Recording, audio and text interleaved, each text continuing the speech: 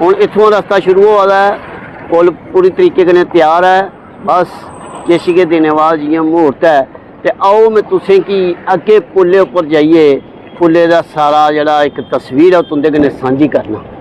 ये देखो क्या खूबसूरत दृश्य नज़र आवा है इस वक्त, जियां मैं तुंदे कन्नै गलबात शेयर करना। पर पहले तुस इस जेड़ा नवा पुल बनिए तैयार हो गेदा है, एह्दा दृश्य दिक्खो कितना शैल दृश्य नज़र आवा है और कितना शैल लगता है। गुलिस्तान डोगरी चैनल तुंदा मता मता स्वागत है। जय डोगरी, जय डोगर, जय भारत।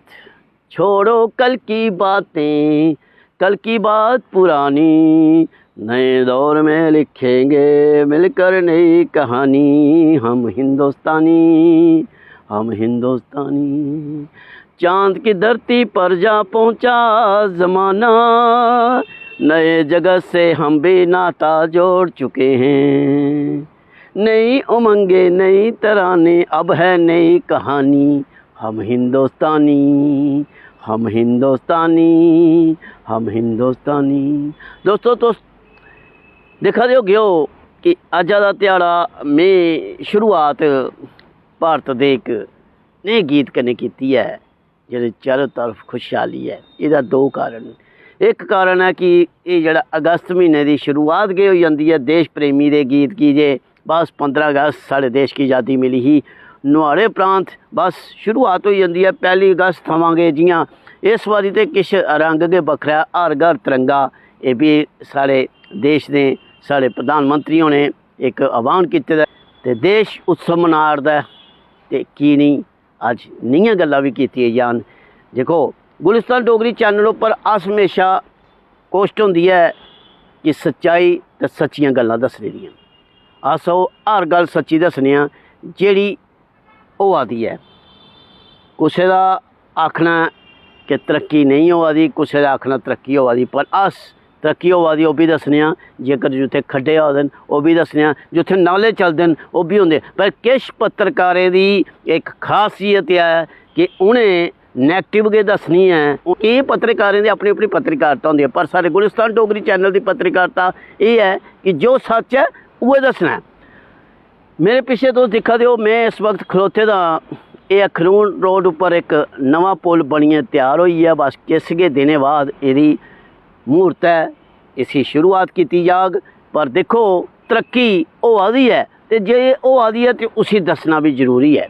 आऊँ उसे चीज़ की साइड नहीं लै दा, ना लैनी चाहिए कि जे पत्रकारिता निष्पक्ष होनी चाहिए। इसे करिए अस तुसें कि खड्डे नाले ते तोड़ फोड़ वाली जगह भी दस्सने जिथे सरकार किश नहीं करती ते जिथे सरकार दियां कमियां रही जंदियां। पर जिथे अगर सरकार दे तरफों अच्छा काम होआ दा ते उसी भी दस्सना साढ़े धर्म बनता है।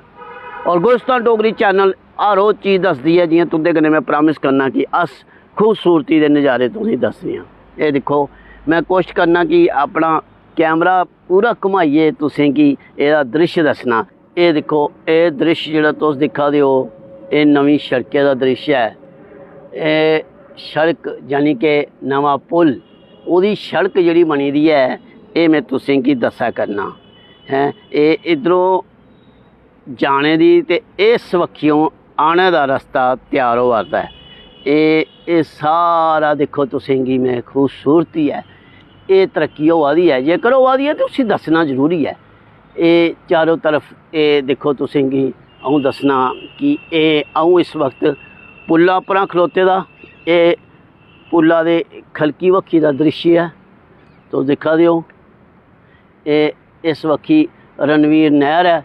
देखो कितना शैल दृश्य है जेह्ड़ा तुस दिक्खा दे हो। इस बक्खी रणवीर नहर दे नज़ारे न जेह्ड़े तुस साढ़े गुलिस्तान डोगरी चैनल के माध्यम कन्नै दिक्खा दे हो। इस बक्खी दे नज़ारे न, ये पुल दे नज़ारे। साड़ी कोशिश होंदी है कि हर वो खूबसूरत बड़ी शैल खूबसूरती इत्थे बड़ी शैल लग्गा दा है। केइयां लोकें दे घरें दे कन्नै एह् पुल दा जेह्ड़ा रोड है ओह् इ'यां लगदा कि पुल साढ़े उंदा जेह्ड़ा उप्परली दूई छत्त है वो सड़का कन्नै मिली गेई है।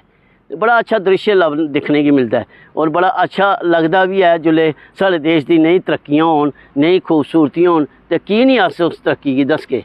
और साढ़ी कम है अस जरूर अपनी देशा की तरक्की की दसने कि साड़ी तरक्की देश जेकर तरक्की करा दा है तो उस तरक्की की दसना साड़ा फर्ज बनता है।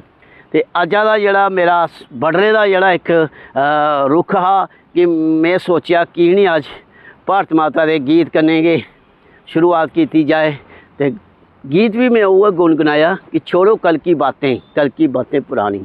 उसदा इ'यै मतलब हा कि जेह्ड़ियां पुरानियां गल्लां होइयां हून साढ़ा देश बड़ी तरक्की उप्पर है, वो तरक्की बढ़दी है।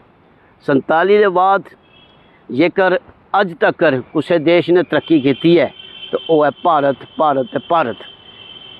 होर भी देश याद होए साढ़े कन्नै, साढ़ा गै छोटा भरा जिसी आखी लो साढ़े कन्नै बखरा होइए उन्हें अपना एक देश बनाया जोदा नाम पाकिस्तान।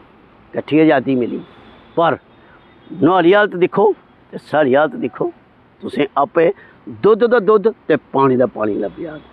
दोस्तों कोश्ट होग और कोई नई शैल गल, और कोई नई तस्वीर, और कोई शैल वातावरण या कोई शैल नई जगह जेह्ड़ी मैं तुंदे कन्नै शेयर करगा। बड़े रहो गुलिस्तान डोगरी चैनल कन्नै। जय डोगरी, जय डुग्गर, जय भारत, जय हिंद।